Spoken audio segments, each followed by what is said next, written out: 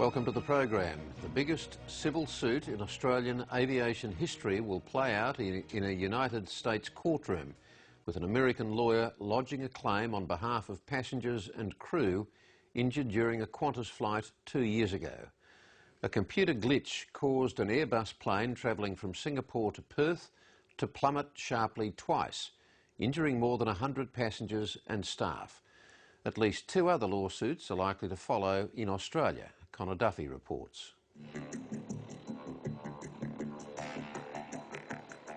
After Qantas flight QF72 from Singapore to Perth made an emergency landing at an RAAF base near Exmouth in Western Australia 2 years ago, passengers described a terrifying mid-air ordeal.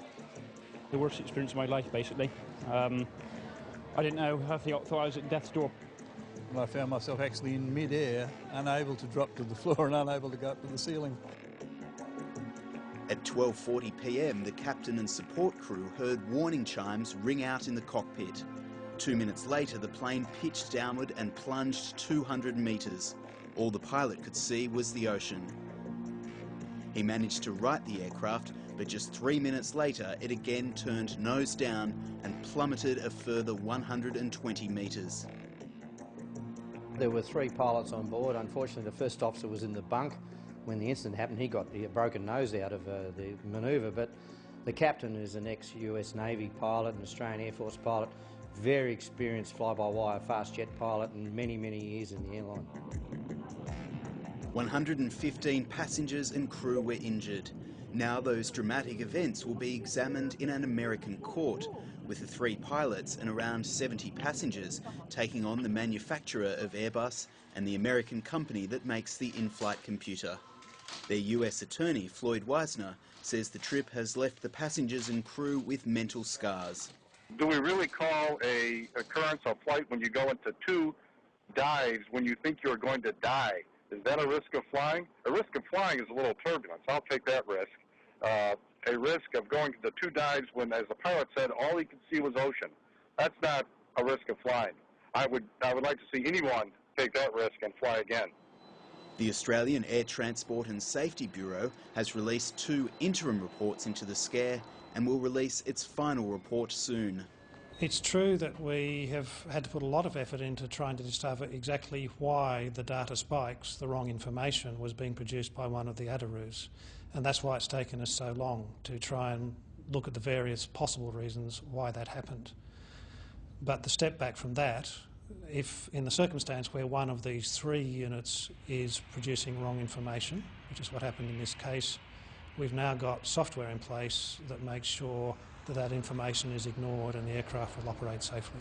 There's quite a lot of concern because at this stage nobody has come out with a definitive answer as to what caused it.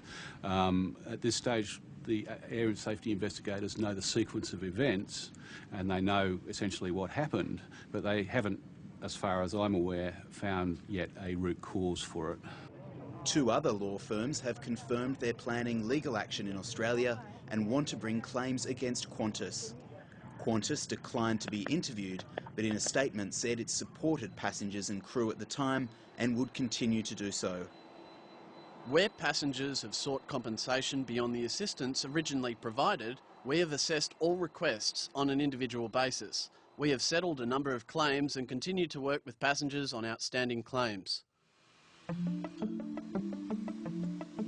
The courtroom battles have revived a wider debate about the high-tech control systems used in Airbus aircraft.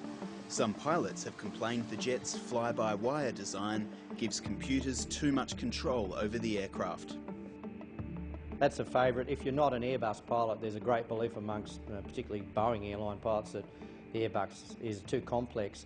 I've flown the Airbus for many years and I currently fly the A380, so I find the aeroplane an interesting aeroplane to fly. It is highly complex, but as long as you understand what it's doing and why it's doing it, it works very well. There has been that debate. There's an old adage that to err is human, to really mess things up you need a computer, and I know amongst Boeing pilots in particular there has been a worry that Airbus planes have too much computer control and don't leave enough control to the pilots. What Airbus is proud to talk about is how that their fly-by-wire aircraft, this type of aircraft, makes the aircraft pilot-proof.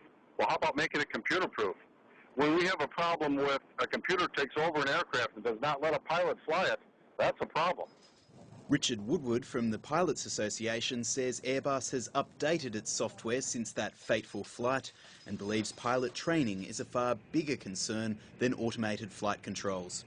When things fail, unless they fail in simple mode, you get a complex series of failures such as in this event.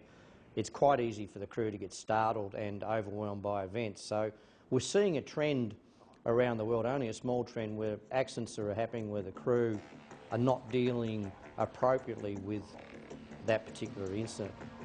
Qantas continues to operate 24 Airbus 330s across its group fleet and says it has complete faith in the aircraft. In a statement released late today, Airbus says the investigation into the cause of the incident is continuing and that any suggestion all the facts are known is premature. It's promised to assist the Australian Transport Safety Bureau with its investigation. Connor Duffy with that report.